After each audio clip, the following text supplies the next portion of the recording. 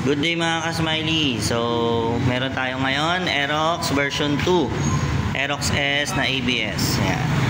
So, meron na tong existing install na mini driving light. Ayan. Tapos, meron na rin siyang PIA horn.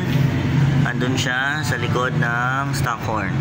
So, just yung isa, hindi ko alam kung saan nilagay. Ngayon, mamaya, makikita natin yung loob.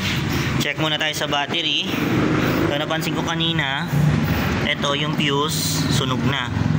Ayan. Although maganda naman yung pagkaka-install nila. Nung huling gumawa, meron terminal pin, pero hindi siya nakahinang. Ayun. Nakikita nyo, hindi siya nakahinang. Ayan, nabuksan ko na yung kaha niya. Ayan, dito pa lang yung horn. Wala nang play. Ayan. Wala siyang yan, oh. Tigas. Tapos andun yung 4 na relay sa loob. So, ang mini driving light niya, nilagyan niya ng 2 relay. High and low yung relay na ginawa niya. Hindi ko lang sure kung saan siya kumuha ng positive. Ayan. Saan siya kumuha ng trigger. So, ito, nabaklas ko na yung kanyang kaha. Ito na yung kanyang mga pinagkabit. Ayan. So, ito, may 4 na relay. Ako po, 3 relay lang ako. Isang Bosch relay kasi 2 yung 87, no? Para sa mga all lights, mas marami kasing output. So, 2 87. Itong 2 relay na to, ginagamit ko po ito, stock horn tsaka loud horn. So, ito wala na po. Yung all lights relay po kasi, dala na niya lahat. Even mini driving light, laser gun, tsaka mga underglow lights, yan. Bit-bit na po niya lahat yung all lights relay. Ayan, tapos dito meron siyang interrupter relay, which is tatanggalin ko po ito. Ayan, out ko na yan. Interrupter. Itong busina, i-reposition natin itong busina, itong PIA horn nya. Tapos ito, gumapang wire. Ayan, papunta sa battery. So ito yung kanyang setup, or yung huling nag-setup. Tapos ito yung lagi kong sinasabi, yung color coded ng wires. Kasi yung mga ganitong relay, kadalasan meron kasamang wire. Kaya ang nangyayari, puro dugtong. Puro dugtong siya dito. Ako po, ang ginagawa ko, empty socket para lahat ng wire at color coding ng wire, dulo to dulo. Para madali pong mag-troubleshoot ang customer. Para hindi pa balik-balik sa atin. Yan. So, ito po yung kabuuan ng wiring niya. Papansin nyo, minimalist lang siya. Pero yung setup ko talagang umaapaw sa wire. Kasi dumadaan sila sa dito, dumadaan ng tama dyan, sa hose, papunta sa battery, papunta sa mga relay, sa mga accessories. Baga lahat gumagapang yung wire. So, kamaya. So, good evening mga ka-smiley. Tapos na yung ating Aerox version 2 ABS, Aerox S. Ayan. So, yung Y-connect nya, ayan, binalik na natin to. So, nag-o-open lang to pagka binuhay natin yung ating susian, or kahit nandito lang sa gitna. Ayan. Kahit nandito lang siya sa gitna, nag-o-open na siya. So, yun yung Y-connect. Ito yung Y-connect natin. Tapos nagpakabit si sir ng kill switch. Ayan. So, para may kill switch si sir. Okay. So, dito tayo sa fuse box. So, dito sa fuse box, yung cross, yan yung naka-cross, yan na yung ating horn. Yan, meron na siyang 15 ampere ngayon. Ngayon, tapos ito naman sa kanyang head at saka yung ABS, yung dalawang yan, pinagbaliktad ko na yan. Yung ABS nasa taas na siya, tapos yung head, ang nangyari dyan is 10 ampere na, naging all lights fuse na natin siya. So, siya na yung nagmamanage ng ating mini driving light at saka headlight at saka mga park light and tail light. Yan. So, naging all lights fuse na natin siya. Ngayon, dito, wala tayong terminal ulit. Tapos dito sa positive. Yan. So, pag binunot to ni sir, itong dalawa, easy lang pagka nagtatanggal siya ng baterya. Kung halimbawa mamalubatan siya if ever.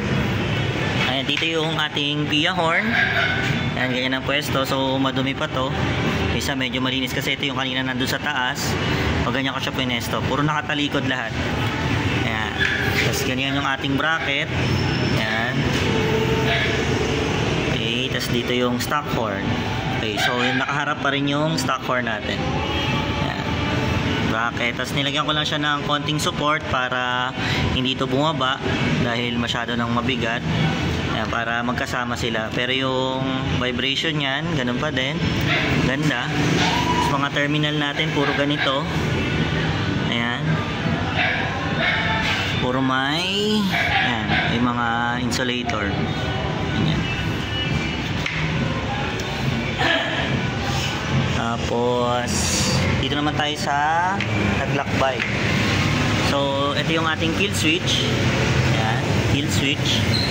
Then itong nanditong wire na to, ito yung ating underglow lights. So niready ko na to para kay sir. Nakadikit lang muna yan kasi wala pa namang patch yan at wala ring kuryente yan. Ngayon dito siya. So ganito yung setup natin. Ayan. So dito ko kinuha yung positive natin dito sa third terminal mismo. Yan, positive line. Then pumunta yan sa lahat ng fuse, yung mga busina, tsaka ilaw natin. Then after fuse, naglakbay siya ulit pabalik dito. Then ayan, dito na siya. Okay, tapos ayan, dito siya. Ito yung ating negative ng mini driving light. Ayan, at saka negative doon sa taas natin, extra negative. So ito, dumaan siya, then lumabas na dito. Then ayun, naging ganyan siya. Then ito na yung ating relays. Yan. So yung itong relay na to, ito ay loud horn. Yan, yung may dalawang blue. Then itong relay na to, yung ating stock horn, yung merong color gray. Yan. Tapos ito yung ating all lights relay. Tapos ito naman yung ating underglow wire. Naka-ready na yan. So, naka-loop yan dito sa ating 87, yung gray na yan. Tapos lumabas dito, then papunta na to sa mga underglow lights. So, soon, bahala na si sir. Or kung ibalik man niya ito sa akin, kakabitan ko na lang. Okay, so ganyan yung ating bracket ng relay. Yan. Ganyan. Sa ilalim, then ito. Ayan. Para maayos. Ayan. So, may bracket na sarili yung relay. Tapos ito, ang ating balas, lagyan natin ng PIA horn bracket. So, lagyan natin sa ABS. Tapos dito, bumaba. Tapos ito, naging plug and play. So, nilagyan ko rin pala si sir ng isa pang extra 4 wires para sa kanyang mini driving light. So, naka-ready na to kung gusto ko niya magdagdag ng another mini driving light. So, dito tayo. Ito yung hose. Ayan. Okay, so sa likuan, goods na goods. Walang problema. So ito yung ating tatlong yellow na to na shrinkable tube. Ito yung ating diode passing. Tatlo yan. Ito yung isang extra para sa domino switch. Tapos ito naman po yung para sa ating module, menu passing module ito. So ito yung ating menu passing module. Then ito yung socket nya. Then, itong left switch, itong menu, yung color yellow na may lining na white, pinutol ko yon, dumaan siya dito sa Songli relay. Tapos, ito na yung, ito naman yung mga source niya. Ayan. Okay. So, yan yung ating setup.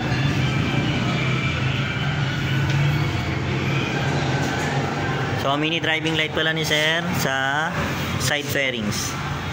Yan, so may malapit sa signal light. So, ipipwesto ko na lang to. O, balikahan muna ako. Ito yung pwesto niya pagka meron ng headlight. Ayan. May relay. Ayan, saktong-sakto. 0-0. Ayan yung ating socket ng mini driving light. Halos 0-0 lahat. Pero, maganda at maluwag pa rin. So ayun, tapos ko na may balik ang kaha. Ayan, so testing tayo. Okay. On. So pagka naka-on lang siya, menu yung menu passing natin. Ayan.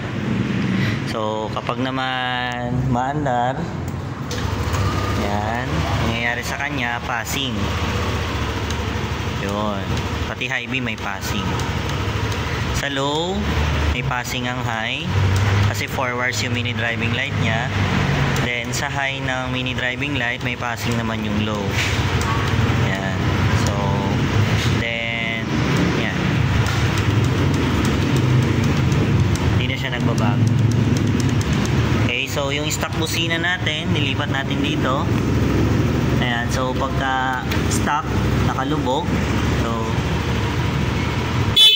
yun. Then kapag naka-flat, ayan, loud horn. Okay. Yun. Tapos, bubuhayin ko lahat ng mini driving light. Ayan. Buhay ang mga ilaw. Then kapag mag side stand tayo, yan, so wala tayong kuryente. So, kahit ibalik yung side stand, yan, naka-on ang mga switch. Pag mag start lang tayo, saka kakailaw. Yan. Diba?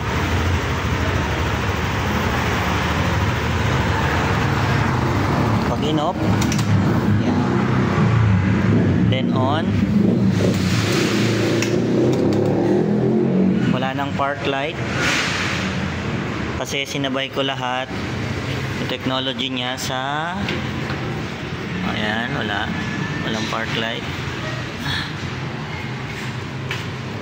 Pagka, ayan, naka high beam yan, naka high beam. Then pag ni-start ko, ayan, saka lang siya mabuhay lahat.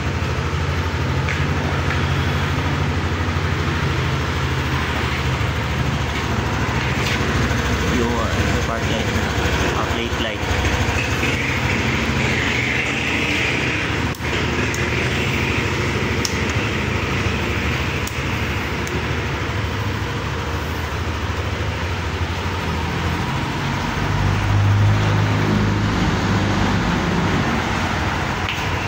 Thanks mga ka-smiley.